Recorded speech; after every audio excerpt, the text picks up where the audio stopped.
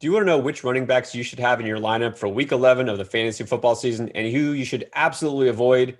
We're here to tell you. Don't forget on the way out to hit that subscribe button, catch all the latest from Endgame each and every week. Playoffs are coming, so every decision from here on out is absolutely critical. We still have buys and, of course, injuries at running back. So, Chris, who do you trust? Yeah, speaking of injuries, another week without Christian McCaffrey, unfortunately, and more unfortunately, I now have to recommend Mike Davis. I was off Mike Davis. I warned everybody that I could last week. Don't play Mike Davis against Tampa Bay. This week, unfortunately, as much as I hate it, I have to suggest Mike Davis simply because they're going against Detroit. Detroit is getting thrashed on the ground, absolutely thrashed on the ground. Now, his usage is not what it was in the early weeks when Christian McCaffrey first went out. Curtis Samuel's getting more run, but it doesn't matter. He's going to get enough touches in this game against an atrocious run defense to have value this week. So if you have Mike Davis, if you've been starting him week in, week out and getting nothing from him, you can finally start him this week and get something. Yeah, Mike Davis, I mean, he's been all year kind of a have to start because you lost McCaffrey. You picked him up hopefully as your insurance policy. You had to plug him in there. And now it's just every other running back's hurt.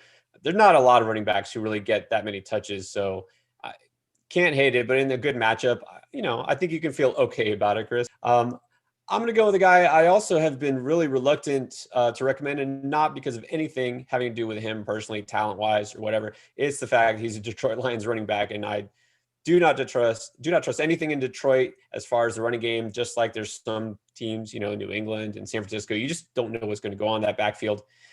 Maybe turning the corner. He had a 76% usage rate last week, and you saw one of his best games.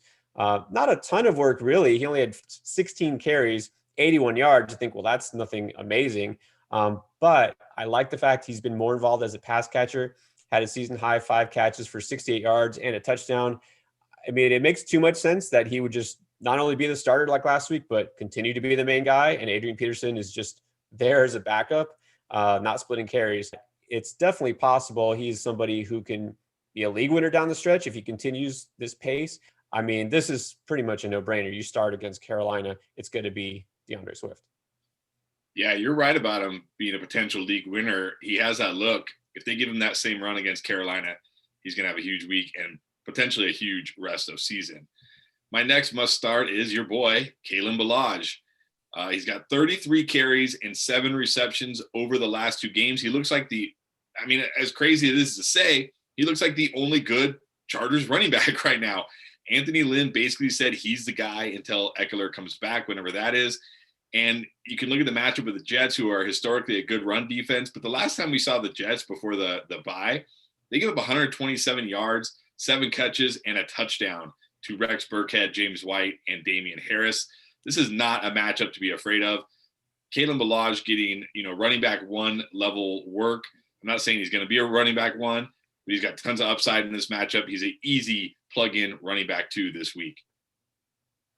Yeah, it's just crazy. And I've been recommending him the last couple of weeks on the waiver wire videos. If you guys watched that, hopefully you took advantage while the window was open there. But it's crazy. He's one of those players you pretty much thought you could write off, and forget he existed after last year. He barely could average 2 yards a carry. He was released by the Jets. You think, well, that's it. His NFL career is over. And there you go. That's the running back position for you. But I agree. I mean, he's looking like a different player. I'm going to go with a guy I will probably recommend each and every week from here on out. I love me some Damien Harris. And again, this is flies in the face of everything I thought. But one thing when you're an analyst is you have to be able to pivot, right? Switch your mindset. You can't get stuck on a player or situation. So yeah, he's a Patriots running back, just like I just recommended a Lions running back. But Damien Harris is for real. And I said this watching the game last weekend. It's like every time he touches the ball, he just gets chunks of yardage. He doesn't go backwards, doesn't lose yards, and big plays almost always there for him. So you've got to and especially for a team that's got a great offensive line, one thing they can do is run the ball. I know the issues are still there. And issue number 1, of course, Cam Newton vulturing touchdowns near the goal line. And then number 2, he doesn't catch passes at all. But he's just getting so much yardage on the ground, it almost doesn't matter. 6 starts, 300-yard games. And against Houston, I don't expect this team to be so far behind that they can't run the ball. Houston's defense is definitely one you want to take advantage of. So love me some Damien Harris again. Yeah, actually, Damien Harris has gotten the majority of his runs on first down, and Houston is the worst rush defense against running backs on first down, giving up almost 6 yards per carry to running backs on first down runs. So this just seems like, a perfect storm for Damien Harris as far as, having a big week against a terrible defense. My final must start, I'm going with Joe Mixon now. We don't know if he's playing this week yet. He didn't practice today. We're filming this on Wednesday. Wednesday practice doesn't really mean anything. There's a chance he won't play again. If he doesn't play, go ahead and plug in Gio Bernard. I know Gio was disappointing last week against Pittsburgh, and you think, oh, it's Washington. That's a really good run defense. Well, they were a really good run defense. I don't know what happened because over the last 2 games, they've allowed 247 yards, 10 receptions, and 1 touchdown to running backs. We saw what DeAndre Swift did to this defense last week. It wasn't pretty. So I like Joe Mixon or Gio Bernard. Obviously, Gio Bernard not as high as Mixon, but still a solid RB2. And if Mixon plays this week, you got to feel great about starting him. Yeah, there's a lot of debate about this. A lot of people are just off Mixon, have been off of Mixon even since before the season, just didn't believe in him. I will just say personally, I would say he's the type of running back that if he plays, you start him, period. Because he's going to be the main back, but also he is involved as a pass catcher. All right, he will relegate Gio to very few touches if he plays, assuming he's at least close to 100%. So if Mixon plays, you start him, no questions asked. All right. And then my final must start for week 11, Salvon Ahmed. Looks like he's for real, right? 85 yards, 21 carries, and a touchdown last week. And he's a starter. He's a starting running back with very little competition. Jordan Howard was released. What does that tell you? They feel pretty good about what they have, right? Gaskin's on IR still. Howard is gone. Breida doesn't look like he's going to play. Even if he does play, he's not going to be 100%. But they're going to see what they have with this rookie. An undrafted free agent could be one of those late season kind of waiver wire saviors that saves your team. So he's going to get a ton of touches. You have to start him, and it's not a bad matchup against Denver. Yeah, I mean, Denver just got torched by Jacobs and Booker last week. Ahmed, I mean, we've seen with the Dolphins, they don't want to use a committee, right? When Gaskin started looking good, he got all the touches. Now it's Ahmed, so you got to think he's getting 80%, 90% of the touches in a good matchup. You got to start him. Absolutely. Only 5 other carries went to other running backs besides Ahmed. And Tua is not really a running quarterback, so you don't have to worry about that either. So gotta love him. Nice schedule next couple of weeks too, with the Jets and the Bengals coming up. So yeah. All right. So let's talk about the guys we don't love so much. And you have a trio starting up here. Must sit. What running backs are you avoiding this week? Well, any Ravens running back. Look, it's going to be easy to look at the matchup, see that it's Tennessee, think, oh man, this is a soft defense. Yeah, it is a soft defense, but it doesn't matter because with Mark Ingram back, Dobbins barely played any snaps. Edwards' snaps went down. It's a 3-headed monster. You don't know who's going to do what. You don't know who's going to score a touchdown. None of these running backs are even catching passes. I don't care that the matchup is good. I'm off all 3 of these guys. I think these guys are all unrosterable and definitely unstartable. Yeah, I mean, you're right about that. It's just going to be an ugly committee. This is definitely one to avoid. Totally agree with that. All right, my must sit. Now, I know I've been keeping the faith in Cam Akers all year long. I'm still keeping it going, which means you sit Darrell Henderson. Not that he's a bad player, not that he's performing too badly. Actually, his yards per carry average has been pretty decent the last few games. But you know what isn't good is his snap count.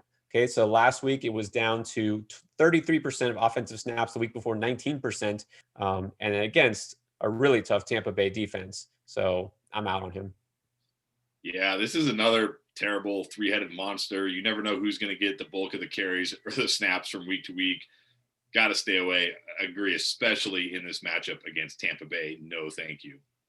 And then my final must sit. This one hurts because he's my boy, and that's James Conner going against Jacksonville. Now, look, if you just look at the season stats, you're going to think, oh, it's Jacksonville. This is a great spot. Well, we all said that about Aaron Jones last week, right? And I mean, he wasn't terrible, but he certainly wasn't what we expected from Aaron Jones. And let's look at Connor's usage over the last 2 games. 11 touches 2 weeks ago, only 15 touches last week. And they were up big last week, right? That was a James Conner game, if ever there was one, where he should have had 20-plus touches, and he still only got 15 touches.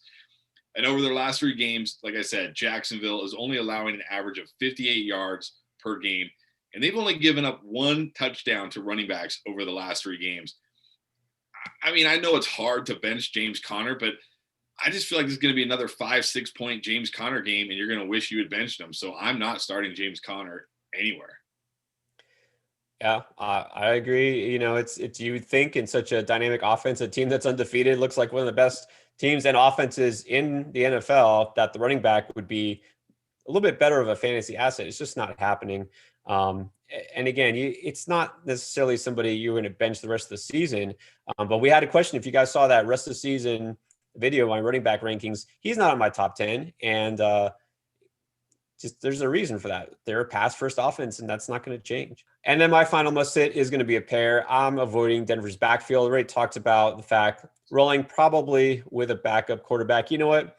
It might be better than if they go with Drew Lock, who's just throwing interceptions left and right. I know he's banged up, but still, this is just an offense that's going downhill. Miami's defense, as we know, is one of the best in the league. I'm not just saying that. It's a statistical fact. Look at the last 4 weeks. They've been the best scoring defense in the league.